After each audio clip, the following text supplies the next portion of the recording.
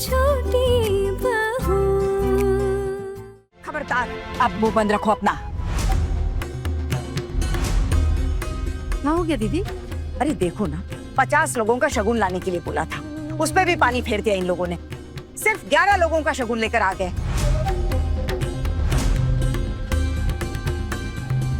बताओ, अब हमारे भी रिश्तेदार सबको खुश रखना पड़ता है कि नहीं? आप क्यों चिल्ला रहे हो? देखो ना, मेरे कलीग्स आए हुए हैं, मेरा बॉस भी आने वाला है। माँ, इन सब के सामने ऐसे मत बोलो। मैं हाथ जोड़ रहा हूँ आपके आगे, प्लीज मत चिल्लाओ। मैं चिल्ला रही हूँ? और ये लोग जो मक्कारी कर रहे हैं वो नहीं दिख रहा तुझे? तुझे हमेशा अपनी माँ की गलती दिखती है। अरे कैसे ठग रहे हैं ये लोग हमें, दिख नहीं रहा तुम्हें?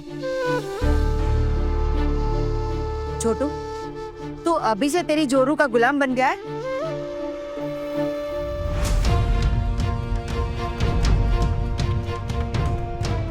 भाभी, क्या हो गया? अरे कुछ नहीं हुआ देवर जी, जाओ सब लोग मेहमानों का स्वागत करो। कोई शगुन की जरूरत नहीं है और यहाँ कुछ नहीं रहना चाहिए। ले जाइए सब यहाँ से।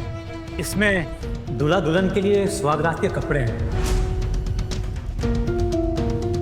तीनों बहुओं के लिए भी हैं और आपके लिए भी हैं। और हमारे रिश्तेदार, उनका क्या? उनको भी तो खुश करना पड़ेगा ना हमें। बिना रिश्तेदारों के शगुन लेना शोभा नहीं देता हमें। आपकी तरह सोच नहीं रखते हम लोग। दीदी, मैं देखती हूँ, अगले 7 दिनों में कैसे भी करके मैं शगुन का इंतजाम कर लूंगी। मैं आपके आगे हाथ जोड़ती हूँ दीदी, अब गुस्सा तो दीजिए बस। माँ, तुम 7 दिन में इतने सारे पैसों का इंतजाम कैसे कर पाओगे? तुमसे नहीं होगा माँ। कौन उधार देगा तुम्हें?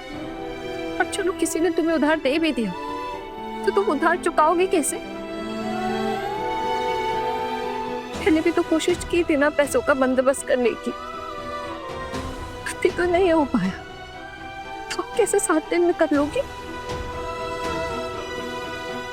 बीच में टोकने की आदत नहीं जाएगी इसकी। अपना वक्तव्य पेश करना जरूरी है इसके लिए।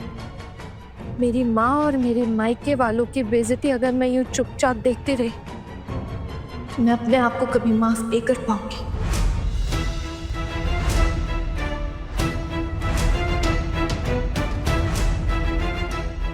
हिम्मत देखी छोटी बहू की, कैसे माँ से जुबान लड़ा रही है। हाँ जीजी, शर्ट लगा लो आप। जिस हिसाब से बात कर रही है ना, ये ना चंद दिनों की मेहमान है, बस इस घर में हो। जो भी हो, बड़ी माँ को ऐसे उसके मायके वालों के सामने बेइज्जती नहीं करनी चाहिए थी। ये भी तो ठीक नहीं है ना दीदी, इनकी भी तो गलती है। अगर नहीं दे सकते थे तो बोला क्यों था? अरे बता देते तो शादी टूट जाती ना, इसलिए नहीं बताया होगा। क्या हुआ माँ? आपकी चिल्लाने की आवाज सुनी। मेरी आवाज सुनाई देती है सबको चिल्लाने की? हाँ, यहाँ जो कर रहे हैं उनका कुछ नहीं दिखाई देता किसी को। अरे कैसे 2 नंबर के खानदान में शादी करवा दी हमने अपने छोटू की। माँ प्लीज, आपको मुझे जो बोलना है बोलिए, लेकिन मेरे परिवार वालों को इस तरह बदनाम मत कीजिए प्लीज। बस, अब एक लफ्ज और नहीं। मैं तुम्हें चेतावनी दे रही हूँ छोटी बहू।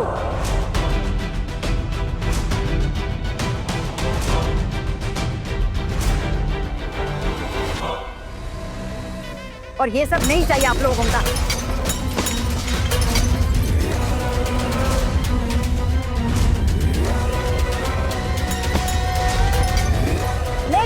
ले जाओ ये सब, एक भी शगुन हमें नहीं चाहिए।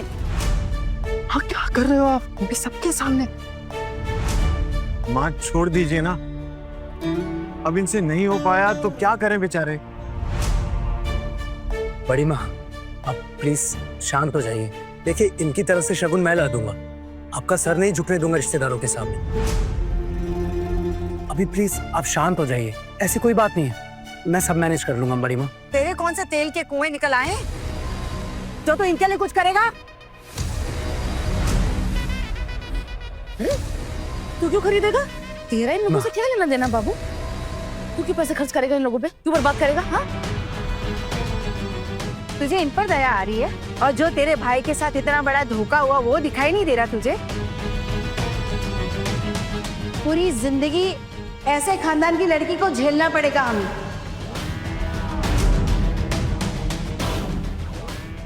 दीदी, मैं आपको 50 लोगों का शगुन दे दूंगी इस हफ्ते, बस 1 हफ्ता दे दीजिए, मैं सब चुका दूंगी। हट जाइए मेरी नजरों से, नहीं चाहिए आपका शगुन। हफ्ते भर में शगुन देंगे। अरे मान लेंगे कि भिखारियों के खानदान में हमारे बेटी की शादी हुई है, किस्मत में यही लिखा तो कर ही क्या सकते हैं, अभी तो हमें यही झेलना है। लेकिन एक बात कह देती हूँ आपसे, अगर आपकी बेटी को यहाँ रहना है तो इस घर के रीति रिवाज कायदे कानून मानकर चलना होगा, नहीं तो ये यहाँ टिक नहीं पाएगी, भेज दी जाएगी और दोबारा आप लोगों का बोझ बन जाएगी। क्या खाना खा नहीं आए ना आप लोग? उंगलियां चाट चाट कर खाना खाइए, खा लीजिए पेट भर के।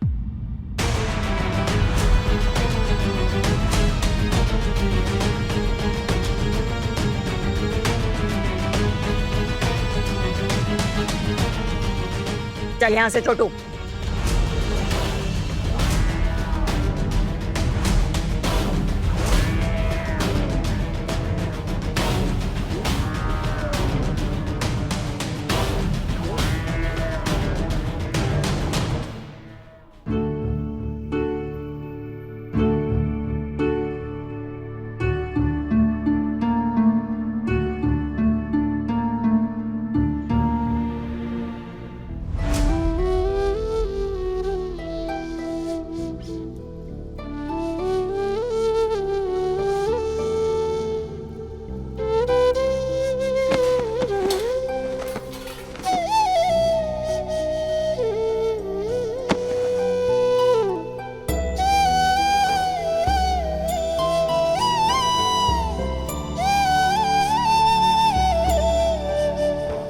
देख रही है ना चाची, किस हद तक बेइज्जती हो रही है आप दोनों की वजह से।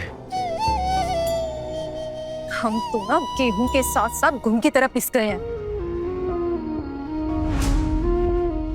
आप लोग ना अपना देख लीजिए, मैं तो यहाँ हरगिज कुछ नहीं खाने वाली। अरे बहुत हो गया तमाशा, बेवजह इतनी बेइज्जती सहनी पड़ रही है और फिर भी हमें कोई पूछने वाला नहीं है।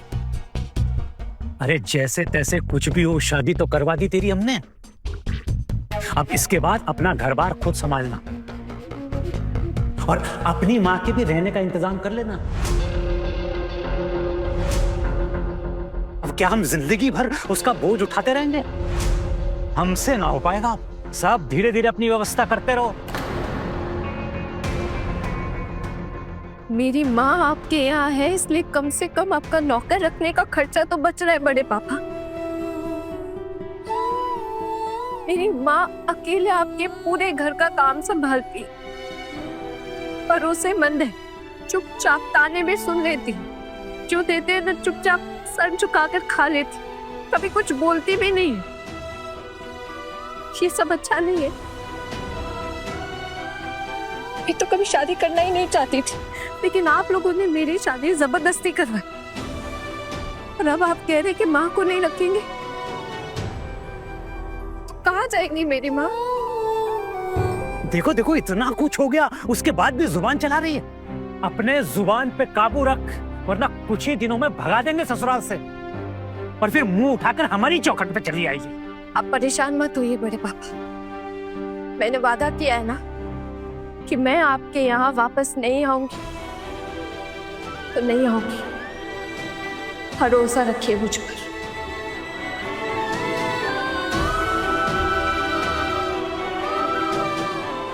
आप लोग प्लीज चलिए और खाना खा लीजिए। नहीं नहीं बेटा, आज नहीं, आज तो पेट भर गया बेटा अच्छे से। देखिए, आप लोग बड़ी माँ की बातों का बुरा मत मानिएगा, जब वो गुस्सा होती है तो वो कुछ भी बोलने लगती है। उनकी तरफ से मैं आप सबसे माफी मांगता हूँ। नहीं नहीं बेटा, वैसे तो बेटी के घर का पानी तक नहीं पिया जाता। हम लोग तो यहाँ बस आहाना से मिलने आए थे।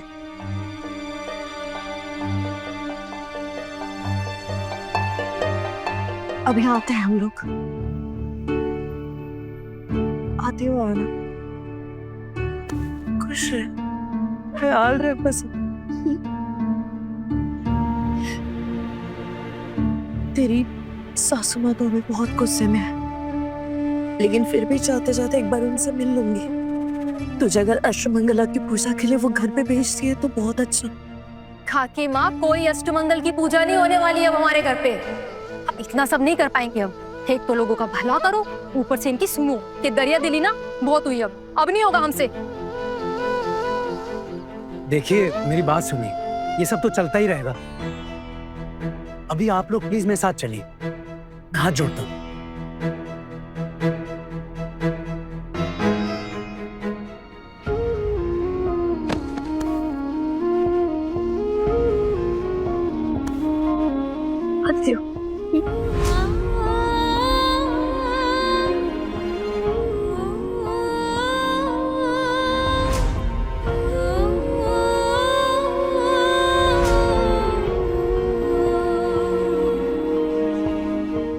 बड़े घर की छोटी बहू के लेटेस्ट एपिसोड्स कभी भी कहीं भी अभी सब्सक्राइब करें दंगल प्ले ऐप। अपने पसंदीदा शो के फुल एपिसोड देखने के लिए अभी डाउनलोड करें दंगल प्ले ऐप।